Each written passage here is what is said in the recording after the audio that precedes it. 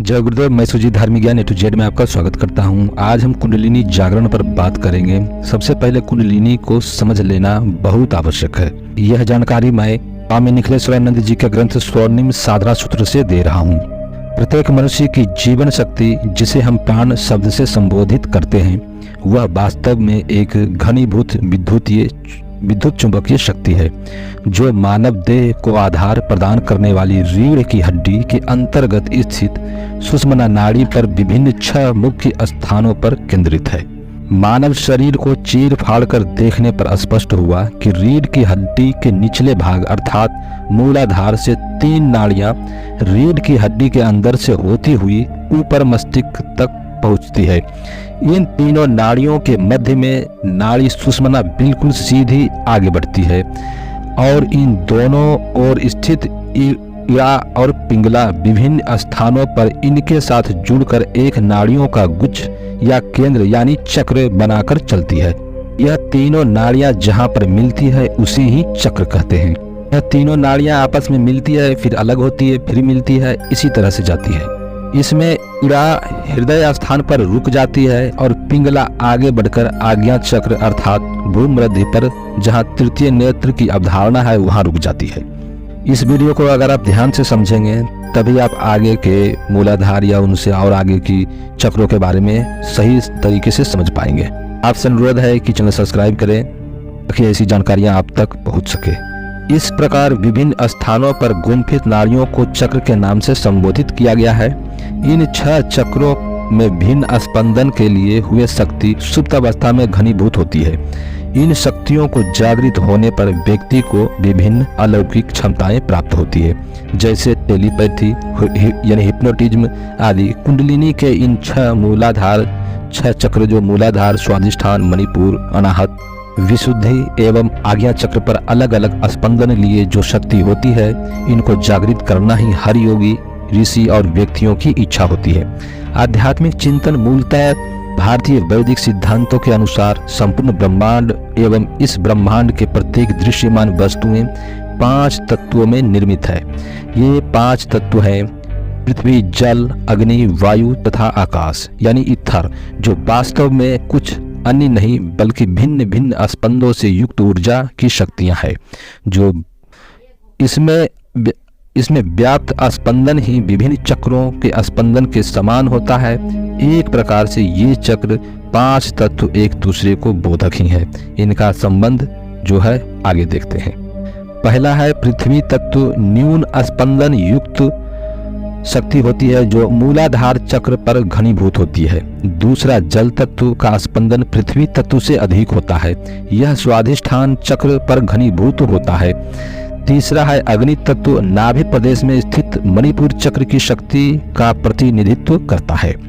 चौथा है वायु तत्व से अपूरित होता है अनाहत चक्र, इसकी स्थिति व्यक्ति के हृदय स्थल पर होती है। पांचवा है आकाश तत्व प्रधान है, जो विशुद्धि चक्र है, जो मानव के शरीर कंठ प्रदेश में स्थित होता है। छठा है समस्त दिव्य शक्तियों का केंद्रीकरण आज्ञा चक्र पर होता है, इसे तृतीय नेत्र भी कहते हैं और यह भूमध्य में स्थित होता है। सातवां है परम ब्रह्म का ज्ञान, यानी उनका वास सहस्त्रार में होता है, जो सिर के मध्य भाग जहां चोटी रखी जाती है ये वहीं स्थित होता है। अब एक एक करके क्रमवार सभी चक्रों का गुण, धर्म व इनके कार्य स्पष्ट हो रहा है। जिनके बारे में स्पष्ट व प्रामाणिक ज्ञान प्राप्त हो सके। प्रत्येक चक्र का आकार कमल पुष्प के समान होता है। प्रत्येक चक्र विभिन्न शक्तियों के घनीभूत होने के कारण बनते हैं।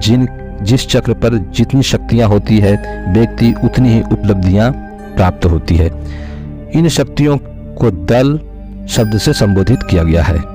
उदाहरण के लिए मूलाधार चक्र 4 दलों वाले कमल के समान होता है, अर्थात इस चक्र पर 4 विशिष्ट शक्तियां होती है, जिनके जागृत होने पर व्यक्ति को 4 उपलब्धियां प्राप्त होती है, यानी 4 शक्तियां प्राप्त होती है। इन प्रत्येक दलों के बीज मंत्र अलग अलग होते हैं और उस चक्र विशेष का भी एक विशिष्ट मूल बीज मंत्र होते हैं, जिनमें उन चक्र के सभी दलों की बीज शक्तियां को समाहितीकरण रहता है। किसी चक्र पर विशेष के मूल बीज मंत्र का जाप करने पर उसमें पर्याप्त शक्तियां जागृत होती है। यदि उस चक्र के किसी दल का विशेष बीज मंत्र जाप किया जाए तो ऐसी अवस्था में उस दल का विशेष निहित शक्ति ही जागरण होता है। अब हम बात करेंगे यानी कुंडलिनी जागरण के जो चक्र हैं उसके तत्व क्या हैं, उसके बीज मंत्र क्या हैं और उसकी अवस्था क्या है, इस पर बात करेंगे। देखिए, मूलाधार चक्र पृथ्वी तत्व प्रधान है, लम बीज मंत्र है और आत्मावस्था भू है। दूसरा स्वादिष्ठान चक्र है, तत्व जल तत्व है और बीज मंत्र वम है और आत्मावस्था भू है। तीसरा मणिपुर चक्र है और यह अग्नि तत्व प्रधान है और इसका बीज मंत्र रम है और यह आत्मावस्था स्व है। चौथा अनाहत चक्र है जो वायु तत्व प्रधान है और इसका बीज मंत्र यम है और आत्मावस्था मह है। पांचवा चक्र विशुद्धि चक्र है और यह आकाश तत्व प्रधान है, इसका बीज मंत्र हम है और आत्मावस्था जन है। छठा चक्र आज्ञा चक्र है, इनकी जो है दिव्य शक्तियां हैं, तत्व है दिव्य शक्तियां और बीज मंत्र नम है और आत्मावस्था तप है। और सातवां सहस्त्रार चक्र है जिसका तत्व गुरु ब्रह्म है और बीज मंत्र ओम है और आत्मावस्था सत्यम है। स्वामी निखिलेश्वरानंद जी के अनुसार कालिदास के मन में एकमात्र यही भावना थी कि उन्हें श्रेष्ठतम विद्वान बनना है और इसी भावना के कारण उन्होंने विशुद्धि चक्र के केवल मात्र एक दल को जो सरस्वती शक्ति प्रधान है उसी का जाप किया और वे श्रेष्ठतम विद्वान बने। अगले वीडियो में हम मूलाधार के जितने भी दल हैं, जितनी भी शक्तियां हैं, उनका विस्तार से वर्णन करेंगे। अगर आपको ये जानकारी अच्छी लगी हो तो कृपया चैनल सब्सक्राइब करें, वीडियो लाइक शेयर जरूर करें। अंत तक देखने के लिए बहुत बहुत धन्यवाद।